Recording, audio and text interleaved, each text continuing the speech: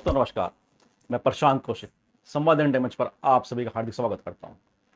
जैसे कि आप सभी जानते हैं कि देश की राजनीति और विशेषकर महाराष्ट्र की राजनीति में जिस तरह से एक उथल पुथल का दौर पिछले कुछ समय से लगातार चल रहा है, उसने महाराष्ट्र की राजनीति को लेकर तमाम तरह के कयासों को जन्म दे रखा है। आप सभी ने पहले देखा कि किस तरह से शिवसेना के अंदर टूट होती है और एकनाथ शिंदे अपना एक नया गुट लेकर बीजेपी के साथ मिलकर सरकार बना लेते हैं और उसमें महाविकास अघाड़ी सरकार गिर जाती है। और उसके पश्चात अब अजित पवार अपने साथ कुछ विधायकों का ग्रुप लेकर बीजेपी सरकार में शामिल हो जाते हैं और डिप्टी सीएम के तौर पर वह शपथ भी ले लेते हैं। और कुछ दिन की क्यासबाजी के पश्चात वह फाइनेंस मिनिस्ट्री भी पा जाते हैं और जिस तरह से उनकी डिमांड भी बताई जाती है कि फाइनेंस मिनिस्ट्री वह चाहते थे, तो उन्हें वह मिल गई है एकनाथ शिंदे के तमाम विरोध के बावजूद। लेकिन महाराष्ट्र की राजनीति को अगर समझें, जो उसे समझते हैं लोग, उनका अनुसार महाराष्ट्र की राजनीति का खेल अभी खत्म नहीं हुआ है। तो बहुत सारे डेवलपमेंट होने हैं। इसके पीछे कारण ये बताया जा रहा है कि जिस तरह से अजित पवार ने जब एनसीपी से अलग हुए और डिप्टी सीएम की शपथ ली, उसके पश्चात भी वह शरद पवार से जाकर मिले थे और अभी 2 दिन पहले भी वह शरद पवार से मिले। और हालांकि उसमें बताया गया है कि उनकी जो चाची हैं प्रतिभा पवार, वह बीमार थी, उन्हें देखने में गए थे।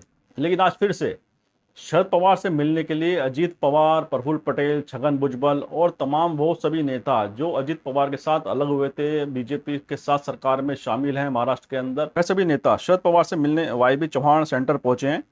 जो लोग शरद पवार से मिलने गए उसमें अजीत पवार के साथ प्रफुल्ल पटेल, छगन भुजबल, अदिति तटकरे, हसन मुशरीफ, धनंजय मुंडे, दिलीप वलसे पाटिल, संजय बनसोडे, सुनील तटकरे शामिल हैं। यह है जो एक नया डेवलपमेंट है कि जिस तरह से अजीत पवार और उनके साथी जो एनसीपी से लोग होते शरद पवार से लगातार मिल रहे हैं और लगातार उनसे बातचीत भी कर रहे हैं। हालांकि पटेल ने कहा कि हम सबके वह हमारे गुरु हैं, हमारे बड़े हैं, हम उनका आशीर्वाद लेने गए। लेकिन यह कुछ एकदम सामान्य प्रक्रिया नहीं है। तो जिस तरह से कोई भी पार्टी अगर टूटती है, कोई भी गुट उससे अलग होता है, तो तलखियाँ सबके सामने सामने आती हैं, सार्वजनिक होती हैं। लेकिन जिस तरह से एनसीपी का जो गुट है, जो अजित पवार के नेतृत्व में एनसीपी से अलग होता है और बीजेपी एकनाथ शिंदे के साथ सरकार में शामिल हो जाता है, उसके पश्चात वह लगातार शरद पवार के साथ उनका तालमेल कहीं ना कहीं दिखाई देता है। वह उनसे मिल रहे हैं और आज भी वह शरद पवार से मिलने वहां पर उनके पास पहुंचे हैं और उनसे उनका उनका कहना है कि हम आशीर्वाद लेने पहुंचे हैं उनके पास, क्योंकि कल से विधानसभा का सत्र महाराष्ट्र का शुरू हो रहा है। लेकिन यह सब इतना आसान नहीं है जिस तरह से उन्होंने बताया है कि जिस तरह से उसको परिभाषित किया है आज के जो उन्होंने शरद पवार से अजित पवार का जो मिलना हुआ है। शरद पवार को समझने वाले कहते हैं कि शरद पवार की राजनीति को समझना अच्छों के लिए मुश्किल है। कांग्रेस की राजनीति को समझ सकते हैं, बीजेपी की राजनीति को समझ सकते हैं, शिवसेना की राजनीति को समझ सकते हैं, लेकिन शरद पवार की जो राजनीति का तरीका है, जो शरद पवार की जो राजनीतिक शैली है, उसको समझना सभी के लिए हमेशा एक असंभव रहा है। ऐसा यक्ष प्रश्न रहा है कि शरद पवार क्या करेंगे, क्या करने वाले हैं, क्या सोच रहे हैं, वह सब केवल अनुमान लगा सकते हैं, लेकिन उसे समझ नहीं सकते हैं।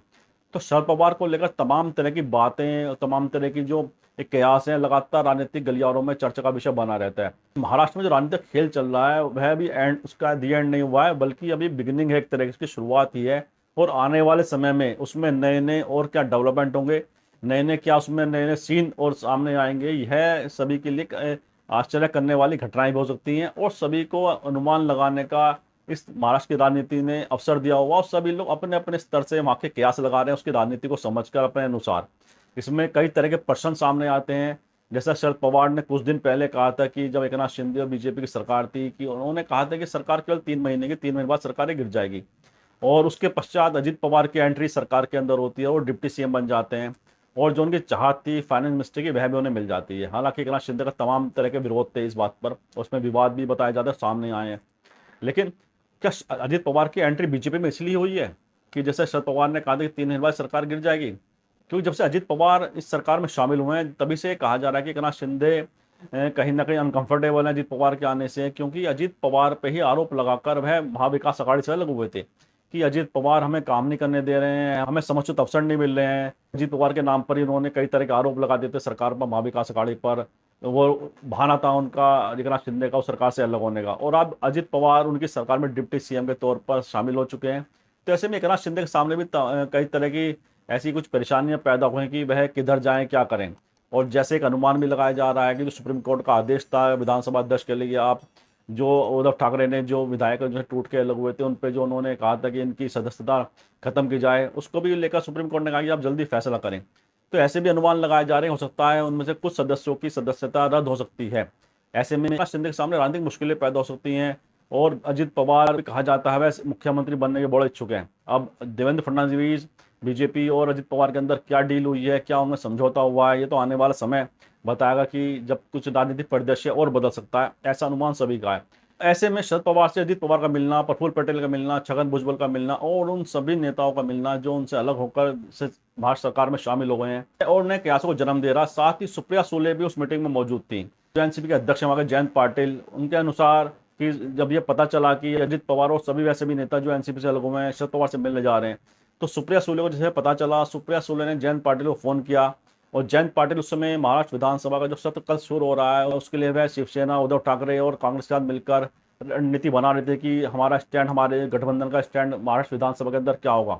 तो जयंत पाटिल को जब सुप्रिया सुले ने बताया कि इस तरह से अजित पवार और सभी नेता शरद पवार से मिलने जा रहे हैं, तो वह भी उस मीटिंग को छोड़कर वहां पर पहुंचे और साथ में सुप्रिया सुले भी वहां पर पहुंची और उन सबके बीच वहां पर मीटिंग हुई है, बातचीत हुई है। हालांकि उसको कहा गया कि अजित पवार, प्रफुल्ल पटेल के द्वारा एक सामान्य शिष्टाचार भेंट थी और उसके अलावा कुछ नहीं है। लेकिन यह कोई सामान्य घटना नहीं है, क्योंकि जब कोई पार्टी टूटती है या उसमें कोई विघटन होता है तो तमाम तरह की तल्खियां उन नेताओं के बीच में, दोनों के ग्रुप में बन जाती हैं और मतभेद सार्वजनिक रूप से सामने आते हैं। लेकिन आप सभी देख रहे हैं कि इस तरह की तल्खियां और या मतभेद इस तरह से सार्वजनिक रूप से नहीं सामने आ रहे हो। कहीं ना कहीं एक आपस में संवाद उनका बना हुआ है, एक आपस में कहीं ना कहीं जुड़ाव उनका अभी भी बना हुआ है। यही जुड़ाव, यही संवाद की जो प्रक्रिया उनके अंदर एक बनी हुई है, समन्वय जो बना हुआ है, यह महाराष्ट्र की राजनीति में बड़ा खेला आने वाले समय में कर सकती है। इसको लेकर तमाम अनुमान लगाए जा रहे हैं और सभी राजनीतिक दल इस समय हतप्रभ हैं कि आखिर महाराष्ट्र की राजनीति में शरद पवार अजित पवार के माध्यम से क्या करने जा रहे हैं। अजित पवार शरद पवार से मिलकर क्या एक संदेश देना चाहते हैं महाराष्ट्र के अंदर, महाराष्ट्र की राजनीति को। ऐसे तमाम तरह के कयास इस समय लगाए जा रहे हैं। हालांकि कई सारे कुछ बिंदु भी ऐसे हैं जिसमें यह कहा जाता है कि जैसे शरद पवार ने पहले कहा था कि जब अजित पवार सुबह सुबह डिप्टी सीएम के तौर पर उन्होंने जब शपथ ले ली थी, उसके पश्चात उन्होंने कहा था कि अजित पवार को हमने ही भेजा था कि आप अपने वहाँ जाइए और पाक साहब होकर बाहर आ जाइए। तो इस तरह की क्या दोबारा उन्होंने कवायद की है, दोबारा एक ऐसा प्रयास किया है कि जिस तरह से प्रधानमंत्री मोदी जी का जो मध्य प्रदेश के अंदर भाषण था, जब उन्होंने करप्शन के आरोप लगाए थे एनसीपी का नाम लेकर नेताओं का पर उन्होंने सीधा हमला किया था, तो क्या उसी एक उससे बचने का एक तरीका था जो भ्रष्टाचार के 70,000 करोड़ की बात प्रधानमंत्री ने अपने भाषण में कही थी, उसके तुरंत बाद ही अजित पवार सरकार में शामिल होते हैं एनसीपी को छोड़कर। उसी कवायद का हिस्सा है कि अपने को पाक साफ करो, अपने को जेल जान से बचाओ, और जब समय लोकसभा चुनाव का नजदीक आएगा तो तब फिर दोबारा से पाला बदला जाएगा और फिर दोबारा से महाविकास अघाड़ी के अंदर एनसीपी के अंदर शामिल हो जाएंगे। तो ऐसे कुछ कयास भी कुछ लोग लगा रहे हैं। साथ ही शरद पवार को, राजनीति को देखने और समझने वाले कहते हैं कि शरद पवार का अगला कदम क्या होगा, यह शरद पवार के अलावा कोई नहीं बता सकता है। ऐसे में इसमें गौतम अडानी का भी एक पुट आता है। और आप सभी जानते हैं कि जब संसद के अंदर राहुल गांधी ने गौतम अडानी और प्रधानमंत्री को लेकर तमाम तरह के वहाँ पे उन्होंने बातें कही थी संसद के अंदर, और उसके पश्चात शरद पवार ने गौतम अडानी का जो चैनल है, न्यूज़ चैनल एनडीटीवी के अंदर साक्षात्कार भी अपना दिया था और कहीं ना कहीं गौतम अडानी के पक्ष में अपनी बातें भी रखी थी। और अभी ये भी कहा जाता है कि जो अजित पवार का जो फ्रैक्शन एनसीपी से हुआ है, उसमें गौतम अडानी भी कहीं ना कहीं उनकी संलिप्तता के बातें भी कुछ लोग कहते हैं। और ऐसा कहा जा रहा है कि अभी हाल फिलहाल में ही गौतम अडानी मुंबई आए थे और उसमें शरद पवार से उनकी मुलाकात हुई है। तो क्या गौतम अडानी का भी कुछ इसमें संलिप्तता है इस जो पूरे राजनीतिक माहौल के अंदर? तमाम अनुमान हर व्यक्ति अपने अपने हिसाब से लगाता है। हालांकि इसमें क्या सच है क्या झूठ है, ये तो यही लोग जानते हैं जो इस पूरे एपिसोड के अंदर इन्वॉल्व हैं, जो संलिप्त हैं, वही जानते हैं कि क्या सच है क्या झूठ है। लेकिन इनकी जो कदम है, जो उनकी राजनीतिक शैली है, जो कार्य कर रहे हैं, जिस तरह से घटनाक्रम घटित हो रहे हैं, उस पर अनुमान ही सब लोग लगा सकते हैं। और शरद पवार ने, अजित पवार ने ये काम सभी को दे दिया है कि आप अनुमान लगाते रहिए, हम क्या नया खेला महाराष्ट्र की राजनीति में करने जा रहे हैं, क्या गुणाभाग करने जा रहे हैं, ये आने वाला समय बताएगा। लेकिन शरद पवार की जो राजनीतिक शैली है वह महाराष्ट्र की राजनीति में बहुत बड़ा खेल करने जा रही है, ऐसा अनुमान सभी लगा रहे हैं। और बीजेपी के लिए यह चिंता का सबब है। बीजेपी आराम से नहीं बैठ सकती है, क्योंकि अजित पवार लगातार शरद पवार से संवाद कायम किए हुए हैं, वह लगातार उनसे मिल रहे हैं, उनसे बातचीत कर रहे हैं। हालांकि एक गुट ये कहता है कि अजित पवार शरद पवार को मना रहे हैं कि आप कुछ ऐसा रास्ता निकालें कि एनसीपी एक हो जाए। लेकिन शरद पवार का स्टैंड बड़ा क्लियर है। वह जो विपक्ष की बैठक है बेंगलोर में होने जा रही है, उसमें वह वहाँ जा रहे हैं। और एक चर्चा यह भी है कि विपक्ष के संयोजक के तौर पर, विपक्षी गठबंधन के संयोजक के तौर पर उसमें नीतीश कुमार या शरद पवार का नाम कोई भी प्रस्तावित हो सकता है। इन दोनों में से कोई संयोजक बन सकता है पूरे गठबंधन का। तो ऐसे में शरद पवार का स्टैंड क्लियर है कि वह विपक्षी गठबंधन के साथ ही रहेंगे और सुप्रिया सुले और अजित पवार को लेकर उनका बड़ा स्पष्ट स्टैंड है कि ये सुप्रिया सुले को उन्होंने पार्टी कमान दी राष्ट्रीय स्तर पर और प्रदेश में वो चाहते हैं अजित पवार को, लेकिन अजित पवार के अलग होने के बाद यह सब गुणा भाग कहीं ना कहीं उनका गड़बड़ा है भी। लेकिन अजित पवार जिस तरह से लगातार शरद पवार के टच में है, मिल रहे हैं, तो वो उस गुणा भाग को कहीं ना कहीं वह भी जीवित रखे हुए हैं। और यही जो मिलन है चाचा भतीजे का, यह महाराष्ट्र की राजनीति में और बहुत सारे नए कयासों को जन्म दे रहा है, लगातार सारी राजनीतिक उठापटक को जन्म दे रहा है कि आने वाले समय में क्या महाराष्ट्र की राजनीति में क्या ये सरकार जो है शिवसेना, एकनाथ शिंदे वाली, बीजेपी और अजित पवार की जो तीन सरकार महाराष्ट्र के अंदर बनी हुई है, ये कहते हैं डबल डेकर बस की जगह ट्रिपल डेकर बस ये बनी हुई है, जिसमें बीजेपी है, एकनाथ शिंदे गुट है और अजित पवार गुट है।